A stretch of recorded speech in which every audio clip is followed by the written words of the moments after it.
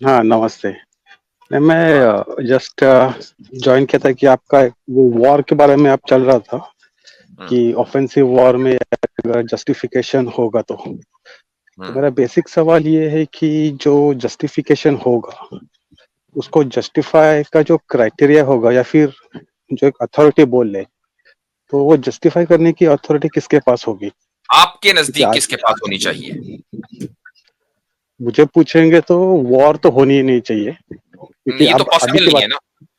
देखें, वॉर तो कोई भी नहीं चाहता, लेकिन वॉर होती है, ये एक रियलिटी है। ठीक है, तो इसलिए क्या होना चाहिए, नहीं होना चाहिए, इसको तो छोड़ दीजिए। जब से इंसानी तहजीब हुई है, इन ह्यूमन सिविलाइजेशन, वॉर्स हो रही हैं, ये ह्यूमन सिविलाइजेशन का एक इसेंशियल पार्ट है। ठीक है, इसको तो आप छोड़ दें कि नहीं होनी चाहिए। मैं पूछ रहा हूं कि अब जब हो रही है और ऑफेंसिव वॉर अगर होगी तो उसका क्राइटेरिया क्या होना चाहिए, आप बता दें। शोर नहीं बहुत आ रहा है। इसमें। हाँ सॉरी, मैं हेडफोन रास्ते लगाया, पे हूँ। निकाल दे। हेलो। जी। अच्छा, बोलो बोलो। हाँ नहीं, मैं रास्ते पे हूँ ना तो थोड़ा सा आवाज आ रहा है। अभी जी, ठीक है? बोले। नहीं नहीं जी। हाँ तो उसमें मुझे डेंजर जो लगता है ना वो इस बात का है कि अगर जस्टिफिकेशन। नहीं नहीं, ठीक है, मैं हेलो। समझ गया। बिल्कुल बात आपकी सही है कि ये बहुत खतरनाक चीज है, इसमें जस्टिफिकेशन कोई भी अपने एतबार से कर लेगा। मैं इसीलिए पूछ रहा हूं कि क्या जस्टिफिकेशन होनी चाहिए, आप वो बताइए ना, क्या मेयार होना चाहिए।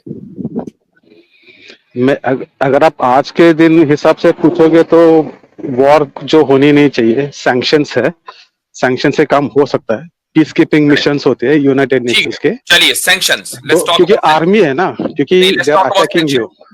रुक जाइए, लेट्स टॉक अबाउट सैंक्शंस।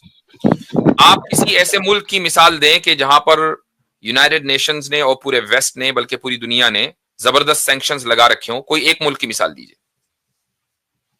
अभी जितना पता है उतना नॉर्थ कोरिया के साथ ही हुआ है। नॉर्थ कोरिया के साथ हुआ है। आपको पता है कि नॉर्थ कोरिया की अवाम की सूरत हाल क्या है? एक आदमी के एक आदमी के जुर्म के नतीजे में आप पूरी कौम को सजा दे रहे हैं। उनके पास ना तो हेल्थ केयर का सही से निजाम है, ना उनके पास प्रॉपर रोड्स हैं, ना खाना है, कुछ नहीं है उनके पास, ना बिजली है। ठीक है, तो ये सैंक्शंस के नतीजे में। तो क्या आप कुछ लोगों की सजा पूरी कौम को देने को जस्टिफाई करते हैं? हम लोग उनको तो निगोशिएशन टेबल पे लाना पड़ेगा ना। तो सैंक्शन से चालू तो करके उनको बोल सकते हैं ना, अब क्योंकि आपने 70 साल से तो सैंक्शन लगा रखे हैं, अभी तक तो निगोशिएशन टेबल पर वो आए नहीं। अब मैं आपको एक और दे देता हूं, नॉर्थ कोरिया पे क्यों जाते हैं। इसराइल ने गजा के ऊपर सैंक्शन लगा दिया, बमबारी तो कर ही रहा है, सैंक्शन लगा दिया। ना पानी है, ना बिजली है, ना खाना है, ठीक है, ना फोन है, कुछ नहीं है। ये सैंक्शंस को आप सही समझते हैं? मैं सैंक्शन जो इंडिविजुअल लोगों पे होता है ना उसका मुझे नहीं बोला, मैं जो रूलिंग क्लास होता है उनके नहीं ऊपर मेंशन भाई, होता बता ही रहा हूँ इसीलिए है। मैं। मेंशन सैंक्शंस होता होता ही ही सबके इसीलिए। ऊपर है, सैंक्शंस कहते ही सबके ऊपर है। पूरे इलाके के ऊपर अगर आप सैंक्शन लगाएंगे तो उस इलाके में रहने वाला हर बंदा, हर बड़ा, हर छोटा, हर बच्चा और हर बीमार मुतासिर होगा। अब इसराइल ने सैंक्शन लगा दिए गजा के ऊपर, वहां बिजली नहीं है, तो जो 2-4 हॉस्पिटल्स हैं वहां पर जो मरीज है उनका ना तो ऑपरेशन हो पा रहा है, ना ऑक्सीजन मिल पा रहा है, लोग तरह तरह के मर रहे हैं। तो क्या आप इस सैंक्शन को दुरुस्त समझते हैं? ऐसे देखिए, ये एक सिंगल सिल्वर बुलेट सॉल्यूशन तो होगा ही नहीं क्योंकि ये कॉम्प्लिकेटेड इश्यू है। तो सैंक्शन के मैं साथ वो मैंने टेबल। आपने नॉर्थ कोरिया की मिसाल दी, मैंने उसके भी जवाब दे दिया। आपने मैंने इस फलस्तीन की मिसाल दी, कंफ्लिक्ट। अब आप कह रहे हैं कि नहीं ऐसा नहीं है। नहीं, आप मैं किसी क्या कह रहा हूँ। नहीं मैं सर, एक नहीं और मैं मिसाल क्या। दे देता हूं, चले मैं एक और मिसाल देता हूं, तीसरी मिसाल देता हूं सैंक्शन की। पूरी दुनिया ने अफगानिस्तान के ऊपर सैंक्शन लगा दिया। ठीक है, उसको कोई तस्लीम नहीं कर रहा है, सिर्फ एक मुल्क है चाइना जिसने उसको तस्लीम किया है। वहां पर अगर जलजला आता है तो कोई पूछने वाला नहीं, कोई उनको अच्छा, उनके पैसे कब्जाए में बैठे हैं, ऐसा नहीं है कि उनके पैसे पैसे हैं अमेरिकन बैंकों के अंदर जमाए, लेकिन अमेरिका रिलीज नहीं आधे करता है। तो बांट भी दिए। ठीक, तो अब जब ये सूरत हाल है तो क्या ये सैंक्शन उस पूरी कौम के ऊपर लगाना दुरुस्त है? देखिए, मेरा गाइडिंग नॉट सर पहले से यही रहेगा कि वॉर नहीं होनी चाहिए। वॉर में लोग मरते हैं, फिर वो कोई भी हो, बच्चे अनाथ होते हैं वहां पे। भाई तो हमको मैंने जितना भी आपको पहले ही बोल नौ- दिया कि वॉर को कोई भी ये नहीं कह रहा है कि वॉर होनी चाहिए, हम तो लड़ेंगे इसलिए कि हमें लड़ना है, ऐसा कोई नहीं कह रहा। दुनिया में कोई भी माकूल आदमी इस बात का कायल नहीं है। आपने आकर हमसे ये पूछा कि ऑफेंसिव वॉर को जस्टिफाई कैसे किया जाए। हम जो भी कहेंगे वो आपके नजदीक गलत होगा, लिहाजा आप बता दें कि कैसे करें। से अलग अलग कंट्री का अलग अलग सॉल्यूशन होगा ना, तो उसके लिए अगर हम एग्रेशन दिखाएंगे तो फिर वो जो पार्टी को हम ट्राइंग टू उनको कन्विंस करना चाह रहे हैं, तो वो लोग उनको जस्टिफिकेशन मिल गया कि मेरे को अटैक कर सकते हैं if you don't agree to this sanctions. तो अगर हम वो टेबल से ही हटा दे कि वॉर होगा, तो थोड़ी तो बात आगे बढ़ेगी ना। तो negotiations are the only way, ये अच्छा, लड़ाई झगड़े से नहीं होगा काम। अच्छा एक बात बताइए, इस दुनिया में, जिस दुनिया में मैं और आप इस वक्त सांस ले रहे हैं, इस पूरी दुनिया में जंगों का सबसे बड़ा जिम्मेदार कौन है? अभी तो डिपेंड्स अपॉन कौन सी वॉर की बात कर रहे हैं, क्योंकि हमें तो कोई सी भी वॉर हमेशा ले लीजिए, कोई सी भी वॉर ले लीजिए, चाहे वो आपके महल्ले में ना हो, क्यों ना हो रही हो, उसका सबसे बड़ा जिम्मेदार बताइए कौन है? वो उस टाइम की जियो पॉलिटिक्स का होगा ना, वहां पे जो कंडीशंस होगी उसके हिसाब से होगा ना, नहीं क्योंकि वो क्योंकि भाई, साउथ अमेरिका में भी वॉर्स हुए हैं ना। आप जो है वो in an absolute manner war को रिजेक्ट कर रहे हैं कि वॉर नहीं होनी चाहिए, लेकिन हो रही है। अब इस वॉर का जिम्मेदार कौन है सारी दुनिया में? अभी जहाँ पे पूरे वर्ल्ड में देखा जाए तो ये अमेरिका बीच में सब तरफ इंपेरियलिज्म कर रहा है, तो उसके वजह से ठीक, तो उनके तो एग्रेशन कम होना चाहिए ना उनसे। तो इसलिए तो मैं बोल रहा हूँ कि जो वॉर है ना वो उसको टेबल से हटा दो। ये है कि जो वेपन बनाने वाले मुल्क हैं वो सारे के सारे वॉर्स के जिम्मेदार हैं, चूंकि अगर जंगे नहीं होंगी, हथियार नहीं बिकेंगे, हथियार नहीं बिकेंगे तो इकोनॉमी नहीं चलेगी। बाज मुल्कों की 60 to 70% इकोनॉमी सिर्फ हथियारों के ऊपर डिपेंड करती है। तो भाई जो मुल्क हथियार बना रहे हैं उनमें मुस्लिम ममालिक तो अब आना शुरू हुए हैं कि तुर्की ने ड्रोन्स बनाने शुरू किए अब जाकर, वरना हथियारों की मार्केट के ऊपर तो वेस्ट का कब्जा है। तो अब बताएं कौन जिम्मेदार है जंगों का? गोरिल्ला वॉर कहीं होती है? मुझे एक बात बता दीजिए आप, छोटी सी मैं आपसे बात पूछता हूं कि एक ऑर्गेनाइजेशन है जिसको सारी दुनिया दहशतगर्द मानती है, कोई भी ऑर्गेनाइजेशन XYZ, उसके पास क्लाशिनकोव है, उसके पास रॉकेट लॉन्चर्स हैं, उसके पास और भी वेपनरी है, वो खुद तो बना नहीं रही है, कहां से आई? क्लाशिनकोव बनाने वाला मुस्लिम मुल्क नहीं है, रशिया है। रॉकेट लॉन्चर्स गैर मुस्लिमों के साथ हैं।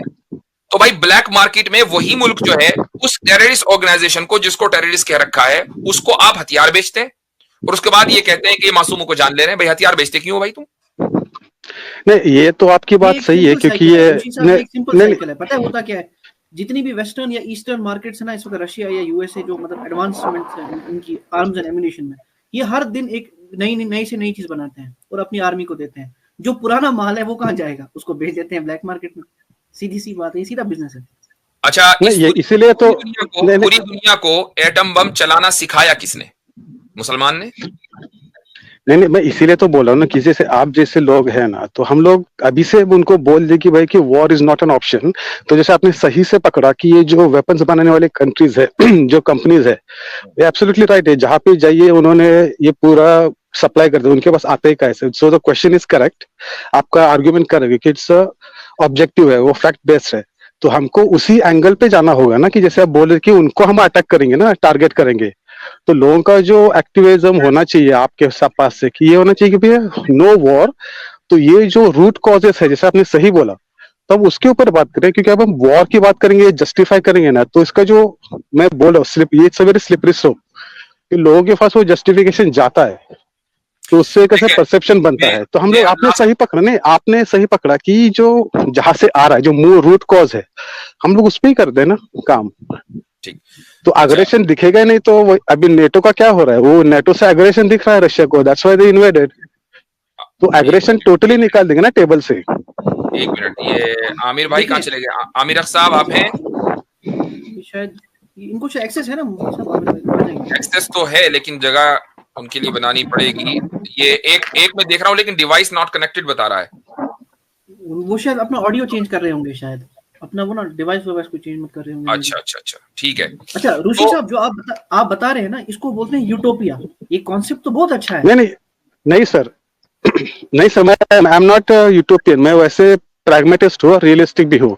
मुझे पता है कि लोग सभी नहीं मानने वाले, लेकिन हमको ऐसा परसेप्शन क्रिएट करना पड़ेगा ना, तो वर्क टुवर्ड्स दैट, तभी तो काम होगा ना। मैं लास्ट कमेंट दे रहा हूं, उसके बाद अगर आमिर भाई कुछ कहना चाहेंगे तो कुछ कहेंगे, वरना फिर इसी तरीके से ये टॉपिक ड्रैग होता रहेगा, लंबा टाइम लग जाएगा। आप अपना म्यूट कर लीजिए, चूंकि बहुत शोर आ रहा है आपकी तरफ से।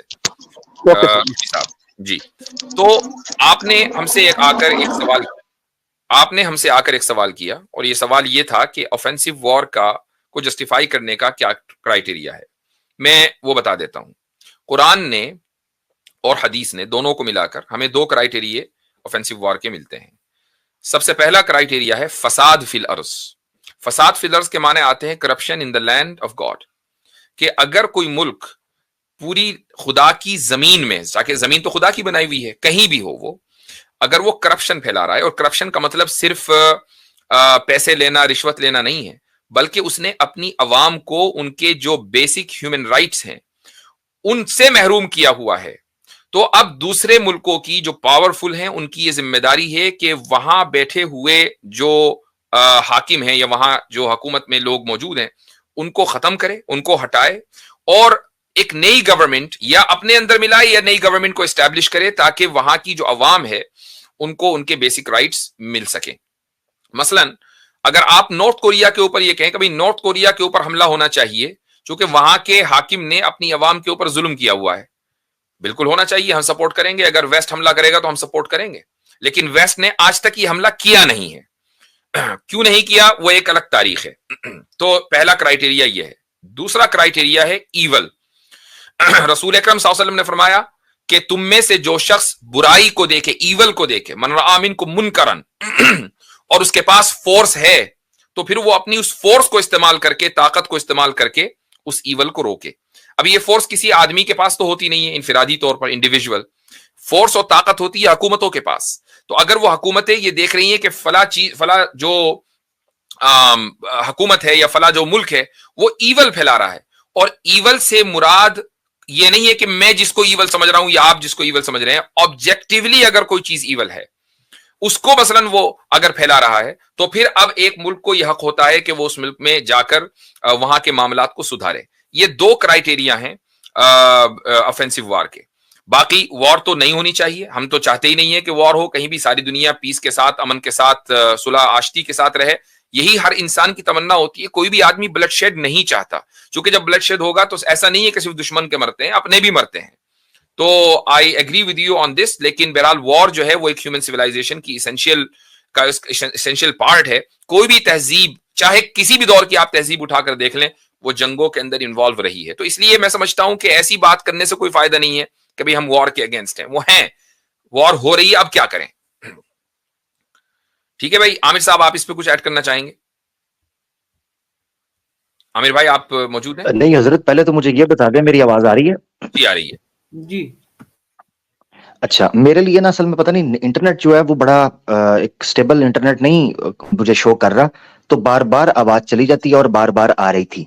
तो मैंने रीज्वाइन करने की भी कोशिश की है, मगर अभी भी थोड़ा फोन के ऊपर ये हो रहा है, लैपटॉप पर ऐसा नहीं हो रहा। तो लेट्स सी।